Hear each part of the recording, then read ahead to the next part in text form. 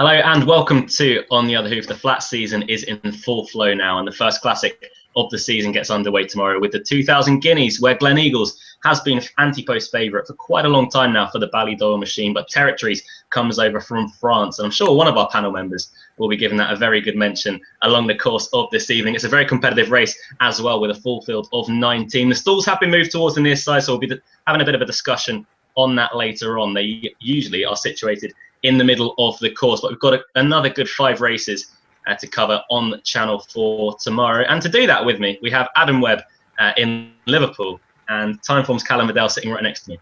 How are we, gentlemen? As ever. Yeah, as ever. Different side, different location. Yeah. This is throwing me a little bit, I'm not going to lie.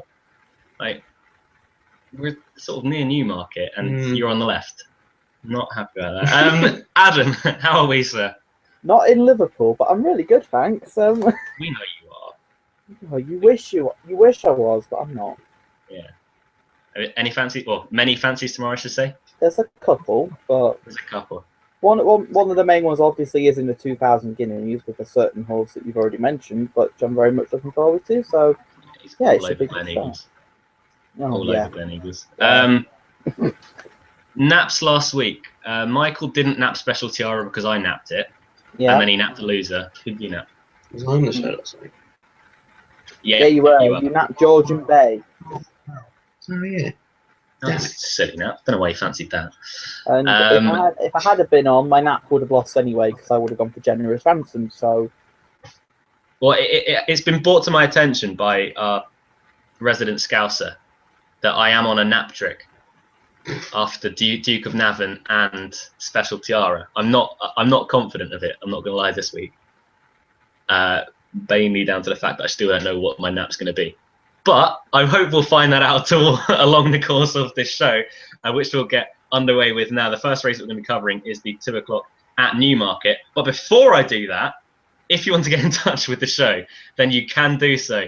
I'll be reading out every single tweet and fancy. On that phone right there, you can tweet us at On The Other Hoof, and we'll try and answer every single question, read out every single tweet at the end of the show. So let us know what you fancy, and we will respond towards the end. But the first race that we're going to be covering is still the 2 o'clock from Newmarket, the McAfee Suffolk Stakes, a handicap over 1 mile and a furlong. 12 runners go to post here, and since we're back at Newmarket, we're going to give you the floor on this one first time up, Cal. Cheers, man. So what do you fancy in the first at Newmarket?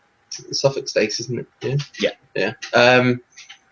Yeah, I don't think it's the strongest of handicaps. But saying that, I think the ones at the head of the market are horses that have potentially got a lot of potential.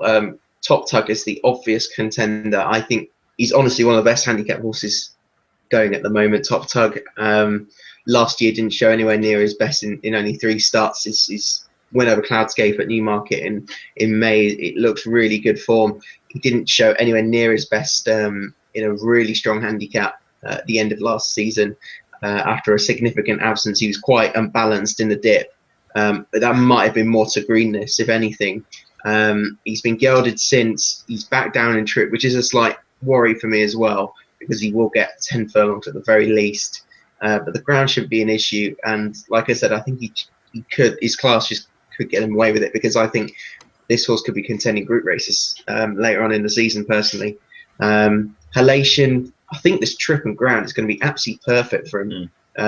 9 furlongs on really fast rattling ground. The hood's interesting. He's not necessarily a horse that really wants a hood, is he? Do you think? Yeah, I really do. Yeah, I really do. Okay. Well, you should be all over him then, really. I know you like him. I just have a few reserves about him that I'll get to in a second. Okay. Angelic Upstart probably bumped into one in Flag War on his return. He has gone well fresh before.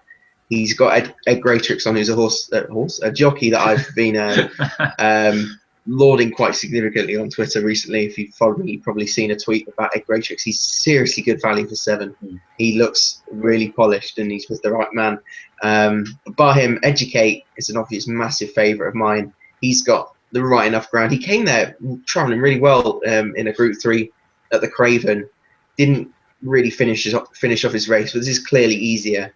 And he's on a fair enough mark, so he's the horse I'll probably have a saver on. The rest, I'm not sure, are up to it. Bronze Angel's got his ideal conditions, but is he still handicapped out of it for 109? and he, like you said earlier, he might have other aims later on in the season, get his mark down a bit. I think Top Tug is really one to keep a close eye on. And I'll probably back him.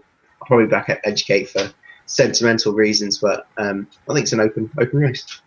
Let's say Educate does look very well handicapped in his old form, doesn't he? Educate does, yeah. I can't remember what he won. I think he won off 101. Same mark.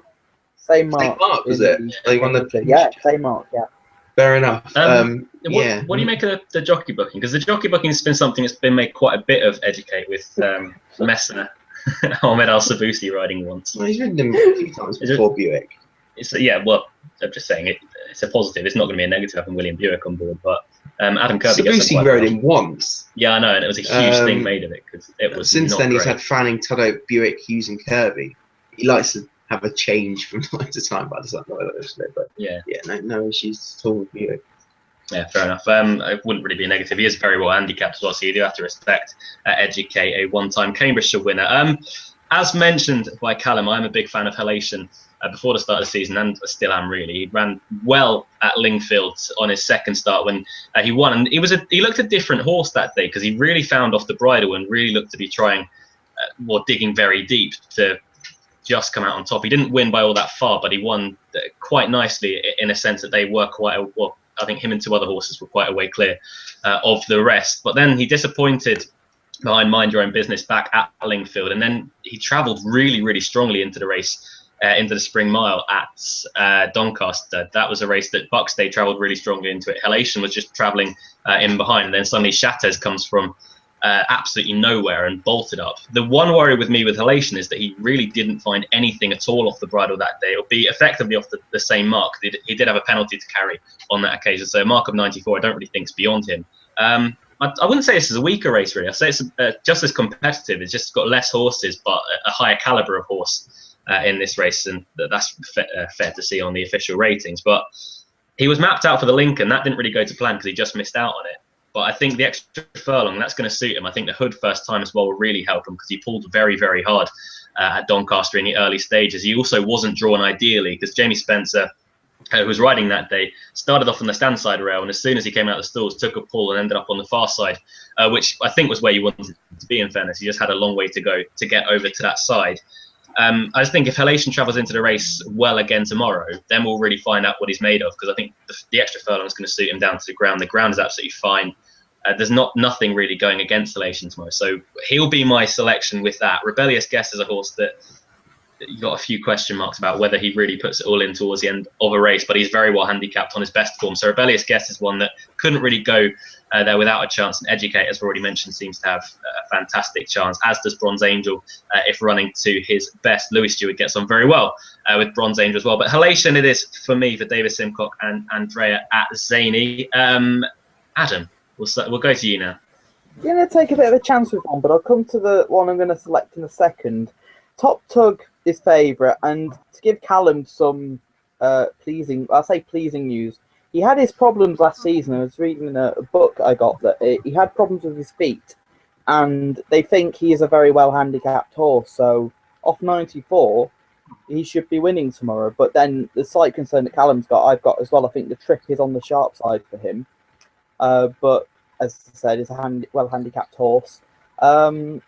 Halation with the first time hook does interest me, but I'd rather leave him. And Luke's put him up anyway, but he's not one that. Yeah, if he puts his best foot forward on this fast ground, he'll go very, very close. But the one I'm going to side with, Paul Nicholls is normally a name renowned for National Hunt, and he won the big race last week with Just a Par, and he's already got his sights set on the flat with all set to go. On his old flat, old platform, he was last season. He was third in the Ballysax Fascinating Rock, and I get the feeling you still don't know how good he is on the flat. He was gelded and went to Nicholls in October, and he didn't run well over hurdles behind Stars Over the Sea. But it's interesting for me that he's got a first-time tongue tie on. He's got Frankie Dettori booked as well, which shows that they must be really interested for this race. And I can see him as a type going forward. If he runs well here tomorrow, you could easily see Paul Nicholls have his first runner at Royal Ascot in the shape of this horse. And I think at 16s, he's interesting, and he is, I think, worth a bet tomorrow. He's the one for me, although I do think Top Tug would be the one to beat if handling the dropping trip. He's also on a very small list of horses that have ever lost to Geoffrey Chaucer, which is a very select group. It's a very select group on that as well. I've just noticed that it takes talent to come behind Geoffrey Chaucer. Not many can do it. But he's searching if he's ever had a runner at Royal Ascot. We'll leave you to do that as we go on to the next race. That will be the first race that we're going to be taking in from Goodwood as well. The 2:15, the Betfred TV EBS Stallions Daisy Warwick Stakes. That's going to be a fun one for the commentator to say in the first 2 furlongs that'll take. It's a fillies listed race over 1.5 miles. 12 runners, again, going to post here, Adam. There's a few that have been very highly touted with the likes of Jordan Princess and Criteria. It's a very competitive renewal of this race as well. It's going to take some winning.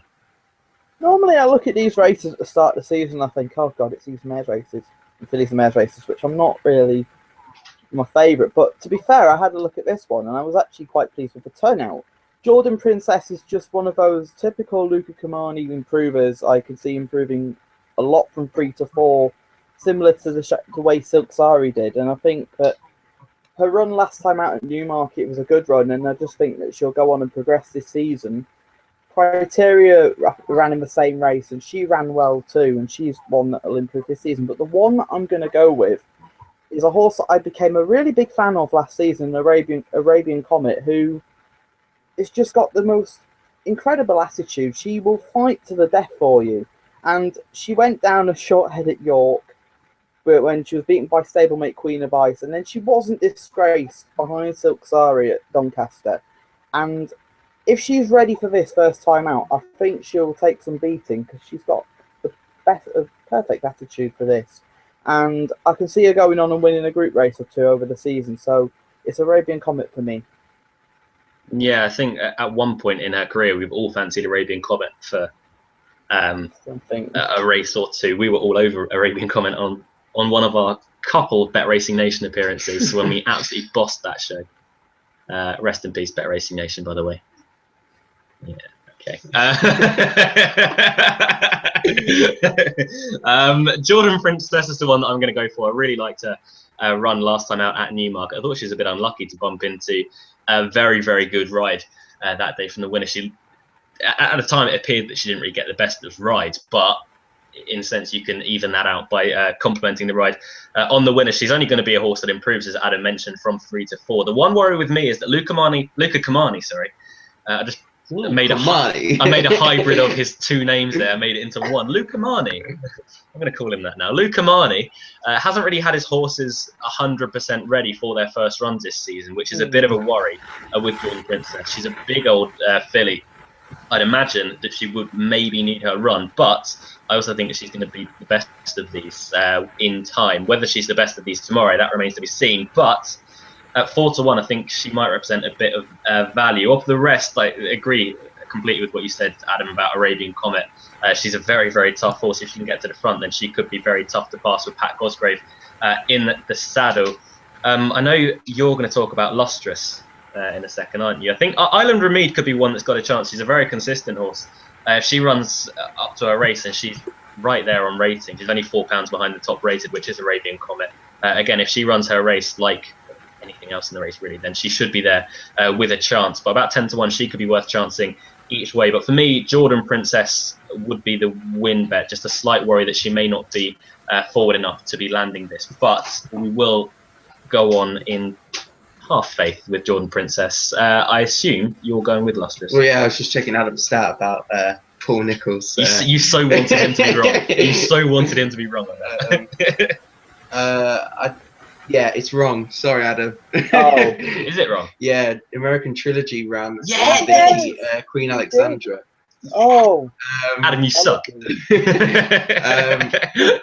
Wasn't an interesting race. Jordan Princess, I think, is an obvious starting point. With Kamani's not particularly starting the season particularly well. I think a lot of them needed the run, but this filly is really well regarded. No secrets to that. I thought a Goodwood win when she took a while to get going, but she looked well on top of the line for all she only won by neck. But I was really impressed by that day. She should probably have won at Newmarket after that when Queen of Ice got an absolute screamer from the front. She got an absolute screamer from the front as well when she beat Arabian Comet at York. So mean, there's very little to split between those two on form. Arabian Comet ran a really good race at Goodwood as well when she's arguably given too much to do against Miss United. I was a little bit disappointed by her last run. I don't know if it might have just been the softer ground that might be an issue. I know she's gone on it well before, but I think she might just need a sounder surface. One note about Arabian Comet, I've noticed William Haggis has really had a quiet start to the season. When I was thinking about it, he's only had 4 winners this year. Only 4, is it? Yeah. I think that's quite interesting, to be honest. But on form, I think she's got a really, really good chance. Criteria is one that I think will be thereabouts. And there's a filly of Richard Hannon's, Lustrous, who I really liked last year. I think when she won at York, she caught my eye. She went up in trip. She was a good second to Bracelet in the Ribblesdale, which is form that really entitles us to respect. And then was well behind Bracelet in the Irish Oaks, well behind Sultanina in the Nassau, and then well behind Tapestry in the Yorkshire Oaks. So this is a lot easier. So I give her a squeak around 8-1. Reportedly, she's done well over the winter. I definitely chance her over the rest, who have niggling doubts here or there. But Lustrous, I can see more positives than negatives, and she's a decent price, so I put her up. It's a good race, isn't it? It's a decent race. Yeah, it's a decent race. I like it. For a listed race, it's very good. Jordan Princess is, of course, one of the horses to come out of that very weak Pretty Folly that Tragruda won last year. Yeah. That was so wrong. Back to headquarters now, the 2:30 at Newmarket. A very good race coming up. A very good renewal of the Palace House Stakes, a Group 3 over 5 furlongs. No Soul Power this year. The winner of the race the last 2 years will not be taking part. He did have an entry. He wasn't declared for this race, though, which could, Adam, hand an ideal opportunity to Step a Point. He's bumped into him twice last season in the Nunthorpe and in the King's Stand. Yeah, I agree with you. He's one of the...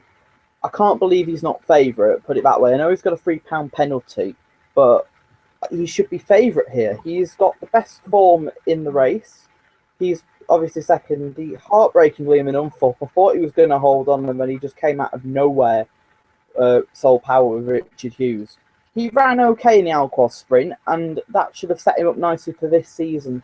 Watchable. I'm concerned about the fact that this is his first go over 5 furlongs, and I think he could be flat-footed here.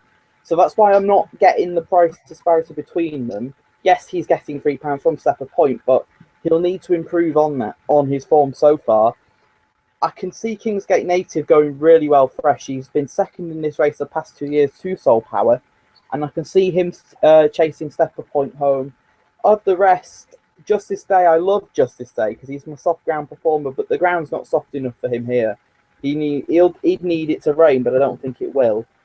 And Tangerine Trees ran really well last time out. He beat Baldless Scott. The oldies showing the young uns how to do it at Musselburgh. And it was great to see him win. I think he'll struggle tomorrow. And I'm relieved to see Pearl Secret out because the ground is pretty... If he ran last year on similar ground, and it tells me that it's a bit quicker this year for them not to be running him. So, Step a Point, I'm quite confident that he'll win tomorrow. Thanks, Hattie, for that Snapchat. Much appreciated. We won't say anything to Adam about that, however. Step a Point is one that comes in with a very good chance, it has to be said. His form over the past season has been much better than anything else in this race. Although Kingsgate Native is one that I've had a soft spot for a long, long time now. He's still running to a very high level. He looked as if he may have just lost a yard of pace and just struggling against better types now last season, but he put that well behind him when he won last time out at Beverley. He runs well in this race. He's finished second in it the last 2 years to Soul Power. So without Soul Power in it, he could be going very close. We all know that he needs very fast ground as well to be seen to his best. I think with James Doyle in the saddle, that's a very good jockey booking. 6-1 is a fair enough price tag. However, he may just find another one too good this time around with Step a Point, who was third in this race last year before going on to much bigger and better things. As I mentioned, he was second in a Nunthorpe, fairly unluckily so as well, behind Soul Power, and second in a King's Stand at Royal Ascot. He always seems to be a horse that's overpriced, and in fairness to him, he's probably overpriced again tomorrow at 4-1. As mentioned earlier on, his form is by far the best of these in the race. Adam mentioned his run in the Alquoz. Again, that wasn't the worst run at all. He got beaten 5 lengths by Soul Power, and they went way too fast in that race as well. It probably put him on the back foot from an early stage. So there's no disgrace in that. He'll come here race fit as well. He's got to give £3 to most of the field, even more to Online Alexander and Windfire down at the bottom. But if he runs to his best form, then Step of Point will take a lot of beating here. He's clear on ratings now that Pearl Secret has come out. He's £8 clear of Glass Office, £7 clear of Kingsgate Native. So it's going to take some stopping tomorrow. The ground's going to be no worry whatsoever. The main one on ratings, and 109. So. Watchable, was it? So completely forgot about Watchable. He's £5 clear of Watchable. With a £3 penalty. But yeah, with a £3 penalty. That levels out somewhat, but I just feel that if Step of Point runs to his best, then he's going to take a lot of beating tomorrow, and you're going to make it a clean sweep with Step of Point. I really am keen on Step of Point here. He just looks, like you said, way overpriced because he's the best horse in the race. Simple as. And I don't think he gets the respect he deserves because last year he was in incredible form. He's getting better and better and better, really. I mean, if you take out Soul Powers, obviously probably the best sprinter we've had over here in the past decade, I'd probably say. A long time, yeah. You take him out, he's a King's Standard Non-Thought winner. He did nothing wrong when winning at the Curragh or Leopardstown. It was Curragh. When absolutely bolting up from the front against the Maximilian. He's obviously won in Dubai. He's run in Dubai himself. I thought was really good, to be honest. He just got really outpaced in a race. I think he's probably one of the strongest run races I've ever seen in my life. It was against proper the best in the world. Yeah, it was probably the best in the world. Yeah. And first time up, he just got a little bit too flat-footed, but he'll benefit plenty from the run. He's reportedly training really well. That £3 penalty is not particularly an issue for me because he's got the class to overcome it. He was beaten into fourth last year, beaten only a length. He's beaten in the last two renewals of it before that, but he's such a better horse now. And the ground's perfect and everything is perfect. I think he's a smashing bet tomorrow. Watchable's a horse I like a lot. He's a type I think he'll really come into his own this year, but he's a horse that's looked tripless between 6 and 7, and I don't think 5 will really suit him, to be honest. Gold Dream won a handicap at this meeting 12 months ago. He's got to improve.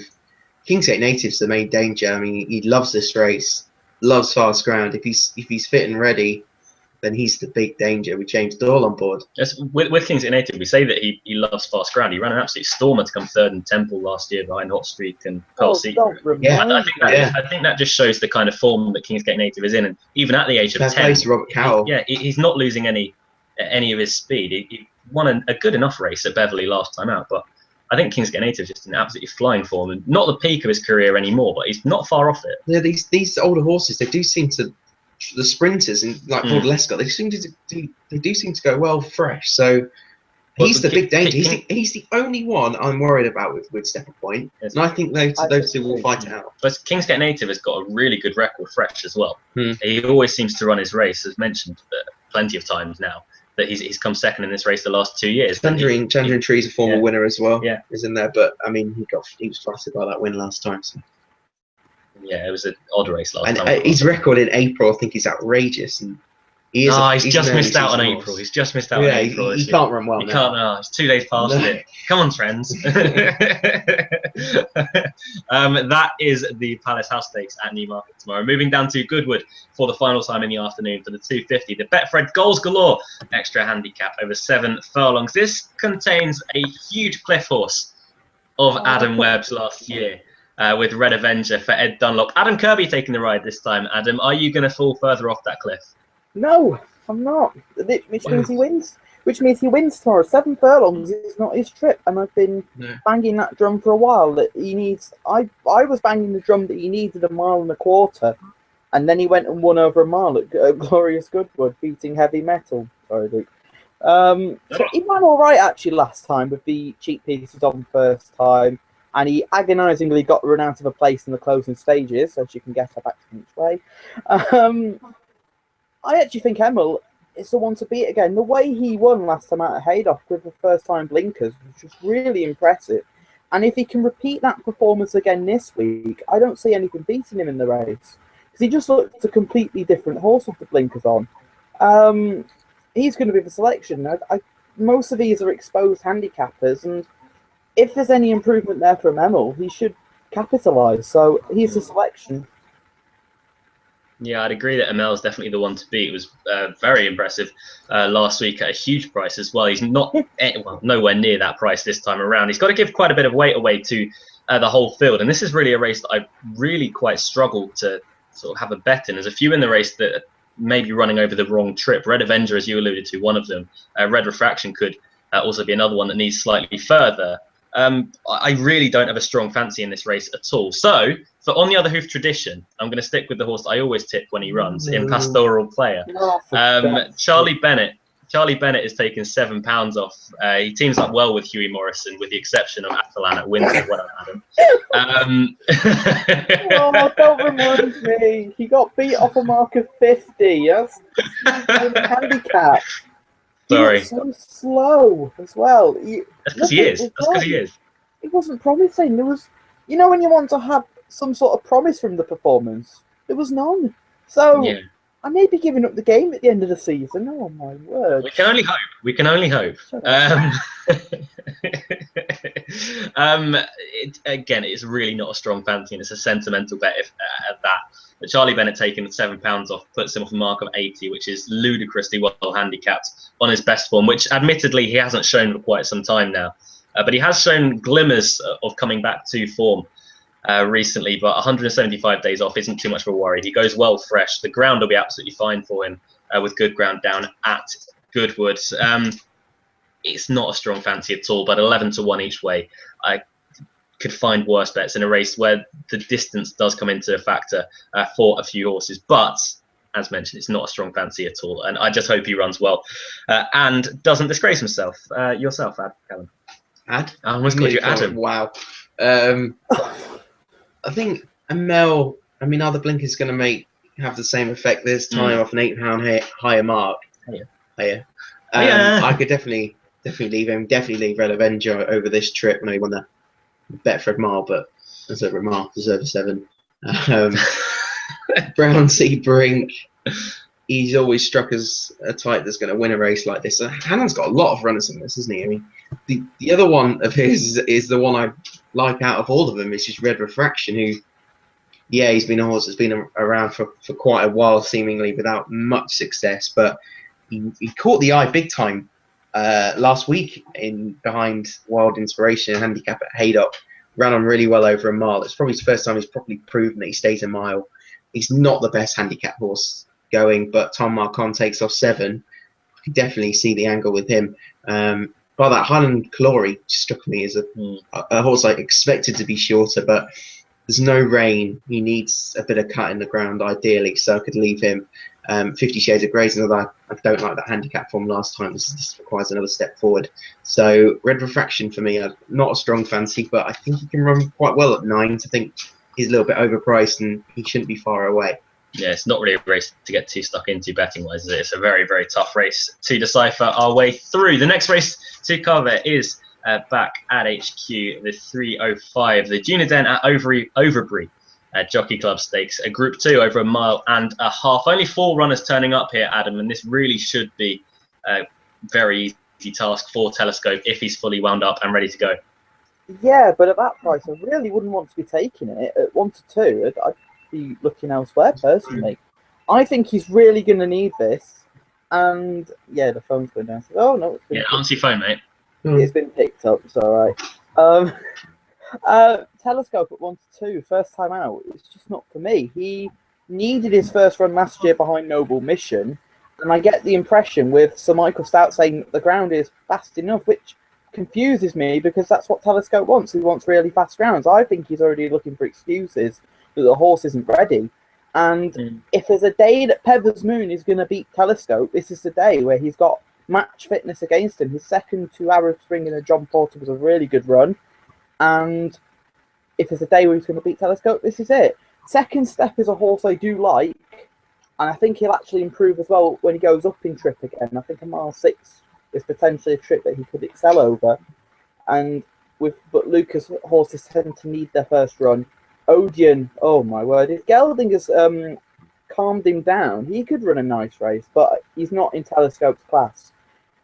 The selection, I will put up Pevers Moon just because I think Telescope is going to need this, and at the price, he's not worth a bet. Well, the last time Odeon ran at Newmarket. He almost ended up on a high street by losing Yeah, Graham Lee down on the way to the start, then going on a tour of Newmarket. So we'll hope he's better behaved than that this time around. But 33 to 1, I think, signifies his chances. But fair play to Connections for turning up for prize money.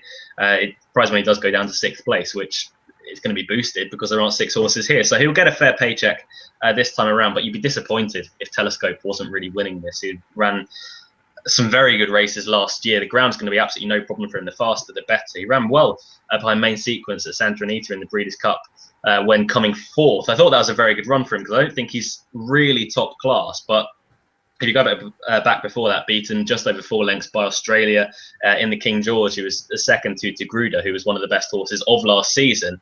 His form is right there at the top level, maybe just a shade below top class.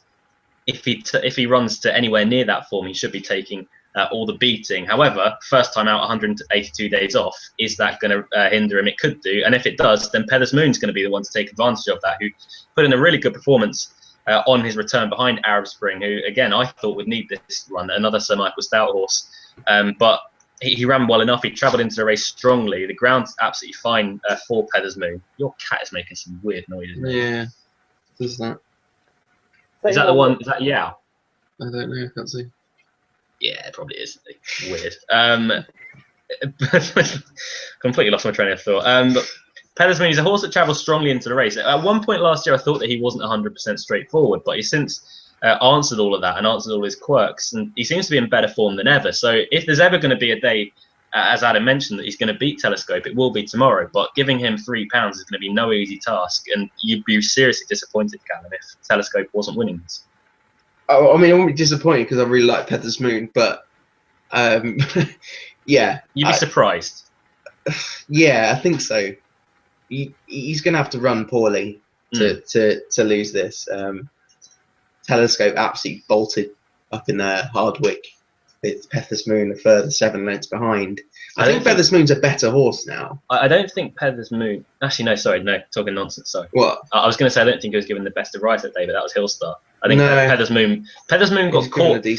Telescope got first run on Pedders Moon is what I was trying to say. Yeah, and he just wasn't in the same class. No, again, he wasn't good enough. And then you add in the fact that Pedders Moon... Now, I want somebody to explain this to me, that Pedders Moon has... Oh, it's just after the 31st of August, basically. But it's just a silly system that Pedders Moon has a £3 penalty and Telescope doesn't. Yeah. You know, Telescope has been running in Top Group 1 events. I know he's not been winning them, but he's been running really well in them. He can't be penalised for it, but he won. But it basically nullifies anything that they did at Royal Ascot. Yeah, which is crazy, isn't stupid, it? Which is crazy. It shouldn't be a year thing. It should. I mean, it was under a year ago, obviously. Yeah. And Pedders Moon obviously won a really much weaker race in Turkey. But he's an improving horse. I thought he ran a really good race on his return. He's race fit, but you know, Telescope should be beating him. He's a better horse. And all this nonsense about him not wanting the ground too fast, I thought that's exactly what he wanted. Second Step's a horse I like. I followed him in handicaps, and he went and won a listed race when I wasn't on it. And yeah, he's just with Kamani starting quietly. I'm not sure he's going to be on Odin's the pace, and it won't be good enough. So Pedders Moon, no, I think Telescope will win. I'm not going to have a bet in the race, but I think Pedders Moon is going to chase him home as well.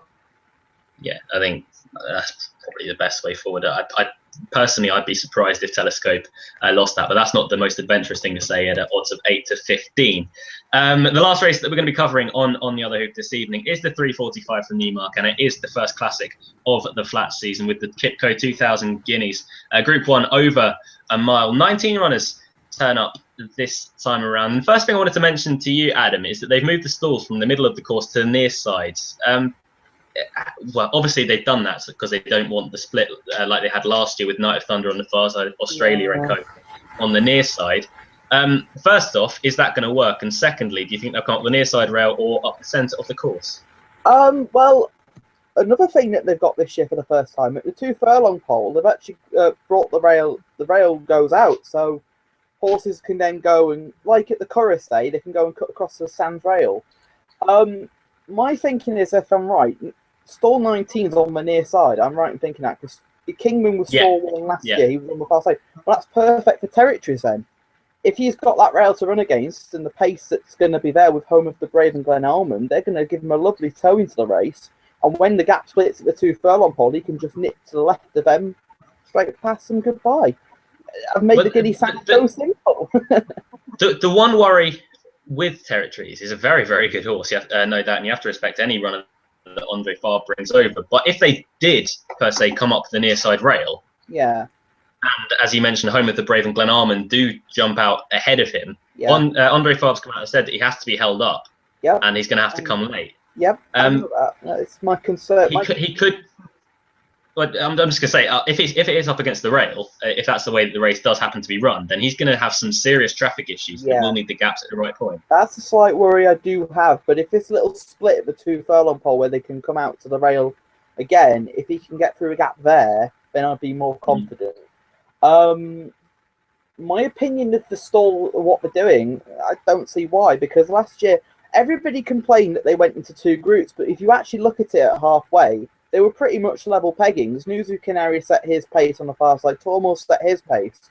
And they seemed to both go even fractions. So I thought it was a fairly run race. If they'd have been in one group, this result may have been different. But I think the right horses came to the fore, though. So yeah.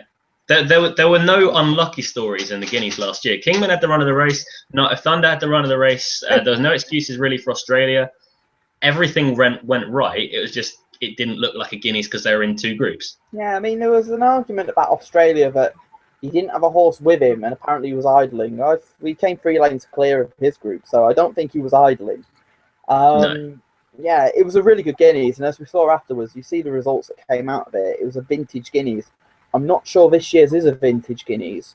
I mean, Glen Eagle's the favourite. I'm slightly concerned about the fact that at Longchamp and at the Curragh, when he came under pressure, he hung to the right. And with the dip as well, if he does that here, I think he could be in a bit of trouble. Adding to the fact that when he hits the front, he doesn't really do very much. I don't think he's the type that you'd want in a 2,000 Guineas. Maybe in a different Guineas, yeah, but not at Newmarket. Old Man River wants further for me. By Monjeur as well. That's an interesting thing. I know Camelot was by Monjeur, but it'll have to be really good to be winning this first time out. Eshtikar, I'll hold my hands up Eshtikar. I got him wrong. I didn't think he'd train on. I thought that run in the Greenham was a really good effort. I could see him going well at the Hannon horses. I think he's the best prime for the race. Ivorwood for me has got no chance. I don't think he's trained on personally. He won't get a mile. I think it's just not for me. Mahit, I don't think will be good enough personally. Not in a Guineas. I think he wants further. He could have been one for a Derby trial maybe, but I think he'll get outpaced and just stay on. Elm Park, will he run? I don't think he will run. And if he does run, I think he'd get outpaced. And with his legs around Newmarket, I'd rather they save him for another race. And not the Derby, though. I really don't see him in the Derby either, which is a bit weird. The 2 main classics of the year, and I don't want him in either of them. Others to consider, Cool Company. Richard Hughes has been harping on not to forget about Cool Company. The 2 problems with him are he wants a small field, he wants his own way. He's not getting any of them tomorrow. And for me, he's got not much of a chance. The one I did give an each way sweep to, you 2 sort of raised your eyebrows at, but Celestial Path. So Mark Prescott isn't a trainer that you'd normally associate with a 2,000 Guineas contender. But I really liked his win at Haydock last year because he lengthened out in the closing stages. There goes the phone again. He lengthened out really well. And on soft ground in the Racing Post Trophy, I thought he wasn't disgraced behind Elm Park. He really will appreciate the ground tomorrow. And at 25, I think he is worth a go each way. I respect Dutch Connection and Interlac. I said get him in the Guineas on Twitter after he won at Newbury. But I'm now beginning to question, is this too soon for him in his career? I think he's a really nice horse and will be one of the best ones at this Guineas. But just could this come too soon? I think Territories is your likely winner. I didn't mention his Longchamp run, where he was really impressive. He showed a really good turn of foot that day. And I'd argue as well, last season, he wasn't given good rides. I mean, when he was second to full mast, I thought Barcelona held on to him for too long. And at Longchamp, again, I thought he was held on for too long. I think he really does want a mile. And I think he is the one to beat here. Are we done? Yes. Oh, okay, cool. Thanks. I didn't go on for that long at all. Well covered anyway. Well covered. An error with the jockey. It's Max and Guion, I beg your pardon. It wasn't Mr. Barcelona. Yeah. I think you're nuts with Celestial Pass personally, but fair enough. I thought it was a nice performance at Haydock last year. And he came in, as I said to you, he was not blowing at all. He really was impressive, I thought, Haydock. He may not be good enough, but he's just one, I think, at a price. He makes more appeal than others in the race. So, yeah. Okay, I'm going to start off with Interlark, who was a horse that I really liked. I think everyone did at Newbury 14 days ago. And I was another one that tweeted that I'd probably back him in the Guineas if he ran. I didn't expect he'd be 10-1. I think you've got the worries that it's going to come too soon for him. I think we've all got those worries as well. He was very impressive on that occasion, but he will have to show a hell of a lot more, although he did look very impressive on that occasion and did it from the front.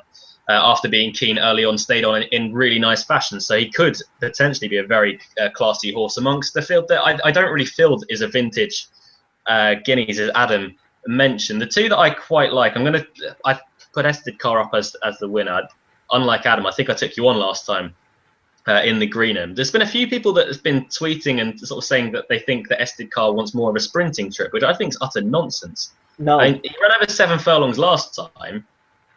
I think he needs further. I mean, a mile, it could end up that a mile in time might be a bit too short. But I was really impressed with him last year as a 2-year-old. He never seemed to run a bad race. They went very slowly at Doncaster in the Champagne Stakes, and I thought he did very well to win that against a pretty decent field, in fairness, of horses that are absolutely no mugs at all. War Envoy. Yeah, War Envoy. That was very highly touted at the time. But a Warfront as a 2-year-old, absolute beast. No, it wasn't. Aces, Bellardo, and Roomkin. Yeah, I mean, one of the best of races. I don't think he was as good as he was at Newmarket.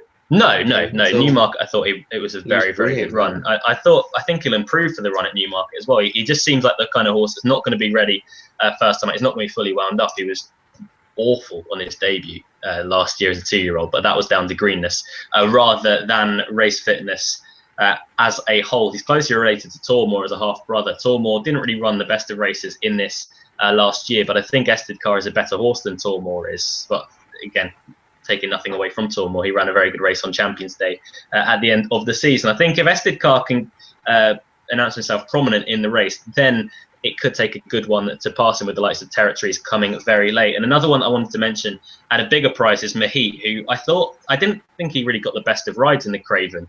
He was given a lot to do. There weren't, with the likes of Cool Company going off up front, nothing really got into the race, and he was the only one that made any kind of ground from the back.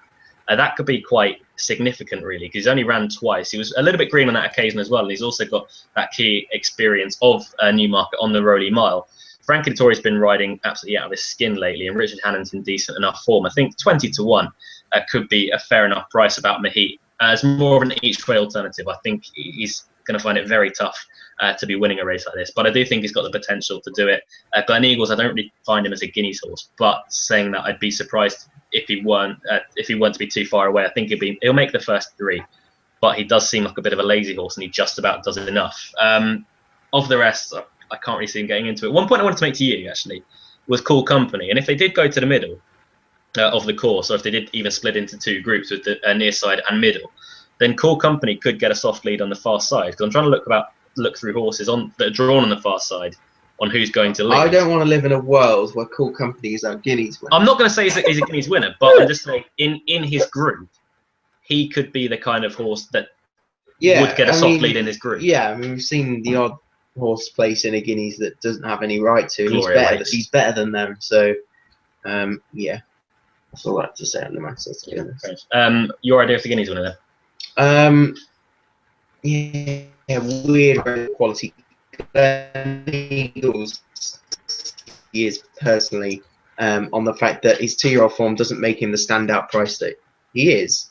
Ryan Moore's on board. He did nothing wrong as a 2-year-old, clearly. I mean, he won all 5 starts, and the majority of them in Group 1, Group 2, Group 3 races. Yeah, I think he'll go well. I think conditions are ideal. I think he is the Guineas horse if O'Brien has got one. But Old Man River definitely wants further. Clearly on pedigree wants further. Costs an absolute fortune. I think he'll do really well to win this. May as well go to the Hannon runners. Bar Eshtikar, I couldn't fancy either whatsoever. I think I'd be shocked if he won. Eshtikar I really like, though. He's the only horse that I thought after the trials would have any hope of winning this race. Of the British trials, I thought he ran by far the best. He was up there with a strong pace throughout, got headed by Mahara, and the way he stuck on was really, really taking. I mean, I have no issue whatsoever this horse will stay a mile. He's quite speedily bred, but he's not a horse that strikes. He's a horse that won't get a mile. I mean, his half brother Tormore got a mile very well, or gets a mile very well. I have no issues with it whatsoever. I think he'll go out from the front. He'll love the ground. He'll come on for that recent run, and I think he'll be banging there. I've already backed him. I would recommend people to back him still. Territories is the other one. They're the two that I really like. So impressed by his return, Territories. Very commendable. Well, very good to hear that Andre Farber thinks he'll like the ground, which was one of my issues. I think he's improved, no doubt, on the unofficial third. Sorry, in the Lagarde. Yeah, Glen Eagles obviously deserved to win that race, but I think Territories is a better horse now. You do have to have a bit of luck, but I think he could be a class act. So Territories and Eshtikar, without doubt, the two for me. Bar that, Interlark could be a bit too soon. Elm Park couldn't have. Dutch Connection will like the ground. It's just whether he's good enough. He should stay. And the rest, if any at a price, I think if you told me, right, you've got to pick one over 33-1 that you think will run well, I think Capella Sansevero at 66-1 is a bit overpriced, and he's not a horse I rated at all last year, to be honest. He was behind Cool Company, Dick Whittington. He was beaten in the Middle Park. None of these races I particularly like, but he's a horse I think will get a mile, and he's not far off these. He's had a racecourse gallop, and I think he'll like the ground. So at 66-1, I think he's a bit overs when you compare like Glen Almond, Bossy Guest to similar prices. Yeah, I mean, there's so many horses I don't like in this, and he's one I think can run it well at a price. But Eshtikar and Territories are the idea of the winner. Both, one's going to be right at the front, one's going to be held up. So hopefully they'll be right there at the end. It can be truly run, and we'll see a proper winner. Yeah, hopefully. What do you think about the draw, personally? Well, I think we were discussing this earlier. I mean, I agree with shortening the course. I think that's a good plan, but I think they should just put the stalls in the middle. Would that not make sense? Because that would prevent two groups from splitting, I'd say. Or if it didn't prevent it, there wouldn't be a massive gap between the two because you've narrowed the course. But with the fact they're all on the rail, you're going to have some sort of hard luck story, are you not? Yeah. With 19 runners. Well, so I think if they do come to the rail, then it will hinder Territories most. Yeah. Because he's going to have a wall of horses to come through. But Eagles, I can see being well back as well. Will he not? Then to furlong pole, you're going to have the gap where they can go to the stands rail again. It's like who's to say that everything won't come towards the stand side rail and just create the same effect, but in a different part of the course? True, but I think at that stage they'll be racing, and I think Territories will be making his move. And if the gap comes and he can quicken through it, I think he'll be away and gone. So. I just hope they go towards the middle. Yeah, the middle of the course, you get a fair race. Which I think they will. I think common sense will prevail because they don't want to mess it. They don't. No, not at all. Right, it's question time. Not the political version this time around, but if you want to get any question or fancy, sorry Adam, I know you're a big fan of your politics. If you want to get any questions or fancies in for tomorrow, now is the time to do it, as we're going to start reading them out. You can tweet us at On The Other Hoof, and we'll read out every single question fancy regarding tomorrow's racing and Sunday's racing as well. Right now, Tim McEwen is the first question in saying thoughts on Twilight Sun and Mutasayid at Newmarket tomorrow. Twilight Sun is one that you're very fond of, isn't it? I think he could be seriously well handicapped. But you know, a lot of other people think that too. Really liked him as a 2-year-old. Instantly when he beat Desert Force on debut and beat him with plenty in hand. He's already been really well back today. He's related to Music Master. Henry Candy's the right man to get this horse forward, and he was valued for a lot extra when he won at Thirsk as well. So I'd be disappointed if he didn't win that tomorrow, but he's certainly not a bet at the prices. No. Also, another question I wanted to guide towards you as well. From Andres Fornari, which is a very exotic name for on the other. Hi, Andres. How you doing, buddy? Kentucky Derby. Your fancy for that? Oh. I'm really looking forward to it this year. Well, you've got an anti-post bet on Dortmund, haven't you? Yeah, I've got 16s on Dortmund, which I'm quite happy with. Well, very happy with. I'd love to see Mubtij win, but I think it's a real tough ask. An American Pharaoh, from what I've seen, looks a bit of a freak. Why are they running Ocho in the race? Ocho. Like, the horse is a really good sprinter. It clearly doesn't stay. Like, it was last time behind Carpe Diem. It's the one chance maybe their only chance to have a Kentucky Derby horse. That's why. Oh, bollocks to that. Sorry, but if the horse isn't a stayer, then why try and make it stay? Like, it's a Kentucky Derby. It's like the Grand National. Like this year, we had so many non-stayers in the National. It's the one chance they may have to run in the race. Nonsense. Stop trying to ruin it. The only reason why. I know you don't agree with it. I don't agree with it, but still have a day out. It's what they're there for. Yeah. For the record, Andres fancies Materiality.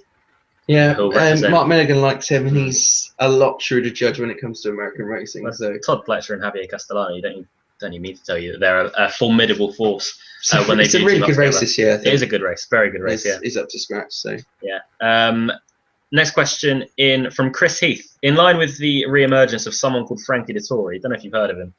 What do you think of Mahit's chances back to 25-1? Personally, I think he's got a very good each way chance. I think he was way too far back in the Craven.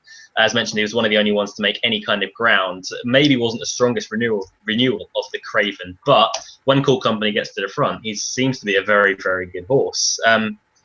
If that run's brought Mahit on at all, which it should do because it was only his second ever run, then he could be going very close at a bigger price. For win purposes, I'd be taking him on.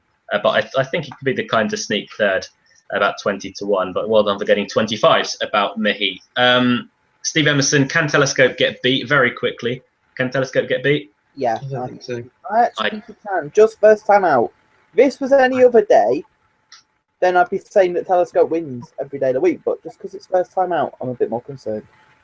I don't think it's big. I don't think he'd get beat, to be honest. Steve Emerson has also said, I'm looking forward to going to the Guineas tomorrow. We'll see you there, Stephen. What's the best bet of the day in your guys' opinions? We'll get to that in a second because we'll be doing naps very shortly. Lee Armstrong has tweeted in saying Bossy Guest and Tiggy Wiggy. Bossy Guest for the 2,000 Guineas tomorrow and Tiggy Wiggy for the 1,000 Guineas on Sunday. We'll talk about Tiggy Wiggy in a second, I think. If that comes off, Jesus. Yeah. It's got no chance, but... Yeah, good luck with that, Lee. Speculative as always. Max Banner has tweeted in, Old Man River, Interlaken, home of the brave in the big one. Stepper Point, big chance in the Palace House. Yeah. Stepper Point, I think we all very much agreed. It's got a very big chance. Old Man River, Adam, you said wanted further. Interlaken, probably too inexperienced. Then home of the brave. Yep. He's got his chance. He deserves his place here. I will say that. Winning the free handicap was really impressive. James Thor gave him a really good ride that day. Great tactics from connections there. You scared by the cat or? No, cat's just chilling. Alex Swindles, you're at Swindles. That's my buddy. Get behind Ivorwood, Lukey. #, good lad. No, what? I'm afraid not. Get not. behind Ivorwood. Oh my word, no. I have to say, Alex is a bit of a moron. All right. Okay. Yeah, I'm just kidding. He's sound. All right. Cat in the picture. Yeah, I can see Cat's ears behind Callum. No, that's Callum's ears. Kai Wills has tweeted in. Kai, you weren't first tweeting in this week. What's going on, buddy? You've had a shot. Boys, Farail for the 1,000 Guineas, all over it. Just agree and make yourself look good. No. Whatever. No. And he's also tweeted in. This is blasphemy. He said, I know this is a racing show, but as for tipping winners, Barca for the Champions League at 15-8 is a good thing, no? I think it is. Yeah, Yeah. I really think they're a good thing this year. I don't know why. I hate them. Hate Barcelona, but their front three is unbelievable. Yeah. It's And they ridiculous. just look like they're all hitting form at the right time. Oddswise has tweeted in saying nothing more than Night Owl, and then full stop. Night Owl runs in the first at Newmarket. No real explanation why they like Night Owl, but good luck with that. I think it's around 16-1 chance, but it's a very competitive race as well in the first at Newmarket. Hattie Fuller, mega fan, who has been slacking these past week. Bronze Angel loves the Rolly Mile. Can he come back to form? I think he can, to be honest. This is if he's ever going to do it. Yeah, exactly. Tomorrow. Yeah. I don't think so. I think they've got one race in mind for him late September, and that's where they're going to aim at. They want to win a third Cambridgeshire with him. They really want to, and yeah, that could be a fair shot. It could be, yeah. That was my reasoning earlier on, but I'm not 100% sure. If he ran to his best, then he would have a very good chance tomorrow. Colin Robinson has tweeted in, I wonder if it's worth a small wager on Off Art in a race that you have to be very careful how you pronounce it, because it could come back to bite you somewhere unpleasant. The Thirsk Hunt Cup tomorrow. It's been a year since his last run when favourite. Off Art's been a non-runner this year once, hasn't he? I think so, yeah. I can't remember for the life of me what race it was. Spring It might Mile. have been the Spring Mile, yeah. I think it was that. He was very highly touted at one point last year. He went off near favourite for the Lincoln, didn't he? No, yeah, it was Lincoln. Lincoln, yeah. It was. I thought it was the consolation. It was actually the Lincoln. Tim Easterby at that point was saying that he might go on. He wouldn't be surprised if the horse went the whole season unbeaten. And things didn't really go his way. He only had 2 runs last year, which would imply that he had a bit of an injury. So coming back from such a long absence, I'd be a little bit worried about Off Art, but I've no doubts that he's going to be much better than his handicap mark tomorrow of 93. David Allen takes the ride. You're quite keen on Fort Bastion, aren't you? I can see Fort Bastion running well. Yeah, definitely. Return to better ground. Omar hasn't yet got the best out of him. A winter with him, I think, will really suit. So yeah. But just Omar just dominating these races at the moment on North. He's in fantastic form, isn't he? With these rejuvenated things. Characters. Yeah. Jeff Handley in next. At 8-1, Ested Car for me. Will stay the mile, and the Greenham has been a good trial race for the 2,000 guineas. Let's not forget the second horse in the Greenham last year, Night of Thunder, went on to win the race overall. And for Richard Hannon as well, for the same trainer. Kieran Fallon not in the saddle this time around. Paul Hannigan will take the ride on Ested Car. But I completely agree personally with you, Jeff, about Ested Car. And Jamie Brownlow also does as well, because he's tweeted, yes, backed him at 7-1, so good price by you, mate. He is still available at 8-1, Jamie, if you would like 8-1. But well done on 7-1. I imagine that's good in its own right. If it wins, you won't be complaining at the very least on that. And Jeff Hanley has then replied saying he's 8-1 with Betfred and a few other bookmakers as well. Moved poorly to post in a Dewhurst and was not right. Much better at Newbury. Thank you very much for that, Jeff. Luke Seymour. Great to meet you last week, Luke Seymour. Brilliant first name. Quite fancy a Hannon Each Way Trixie of Lustrous Red Refraction Ested Car, lads. Home of the Brave, like possibly all a of price. That's actually a fair Each Way Trixie. Yeah. Fair Each Way Trixie, that. Home of the Brave, possibly overpriced. I think Home of the Brave's up against it tomorrow. Personally, I think a mile. I think he's a free going sort. I don't. Yeah, taking nothing away from his free handicap win, but I think he was ridden on that day just to beat one horse, and that was Fadan, and that proved to be good enough to win the whole race. He was impressive nonetheless, but he will have to step up on that. But it was good to meet you last week, Luke, at Sandown. Best of luck for the rest of the season, and we'll see you at York, I imagine, at some point. KJ is in next. What do you think of the 1,000 guineas and just how good it is to Dahlia? We'll answer that in a second, I imagine. Igugu Racing News. Kaizuna, Able Friend, Goldship, and We Are all running this weekend. Any fancies? Also, what did you make of Avenir Certain today? I haven't actually seen Avenir Certain. She was awful. I mean, she was 2-3, and then when he went through, there was absolutely nothing there. It was a bad run. You'd have to put a line through it, but oh dear. It was Able Friend should win. Yeah. This is it's a race they really want to win. I think it's Champions Mile, isn't it? And then hopefully come over for Royal Ascot. And I haven't really looked at the Japan race, but it looks pretty good. I know that Al Qasim's out this weekend in the Ghana, and I fancy him to beat Sirius Egg because I think Sirius Egg, my little theory I had about him last season, the reason he was so good is because he'd been running all over the winter. And I think he's a horse best when he's at race fitness constantly. And this season he's coming back. I think Alcazin has his measure tomorrow. Oh, Sunday rather, beg your pardon. Tomorrow he'd be a sir, but... Yeah. Yeah, Alex, my boy. Fair enough. Yeah. Andreas Voller's got it, isn't he? Yeah. Oh. Private Ryan, also known as On Harbour Watch, is in a mood. He's being grumpy at the moment. It's Ryan. Dear. Private Ryan, sorry. Has Luke Elder 13 declared every runner in both 1,000 and 2,000 guineas great yet? Now, we have to say that Ryan Ferris is a racing fan that doesn't enjoy celebrating the sport. That's a good way to describe him, yeah. He is. That's what I'm going to put it anyway. He's really, really grumpy. But no, I have not yet. But Faheen has potential to be one of the greats, Ryan, as said, since you can't apparently read. Trevor the Goat. Trevor the Goat, the second goat to visit on the other hoof. We have to say that. Sorry, apologies about that, Trevor. A sailor for the 1,000 guineas, Ested Car for the 2,000, Punt on Mubtaheech for the Kentucky Derby for the Goat. Good luck with that, Trevor. Right, Adam, very, very quickly, who's going to win the 1,000 guineas? Malabar. Malabar. I agree with Malabar, to be honest. Well, I've backed Malabar and Jellicle Ball. I do prefer Jellicle Ball's a bigger price. Yeah. Oh, they're the two that I fancy. I fancy Jellicle Ball ahead of Malabar, really. I think Jellicle Ball's lack of experience may do for her, though. Really good. Malabar was... Jellicle Ball at 11 to 1, I think, is a huge price. I think Fanny Hill's got a really good chance. If she just finds a little bit of improvement. I really like Jellicle Ball. I think everything's perfect for her. Yeah. And my bank balance also says that I want to. Yeah.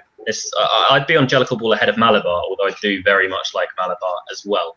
But Jellicle Ball would be ahead for me. And then the Dahlia. Bragging.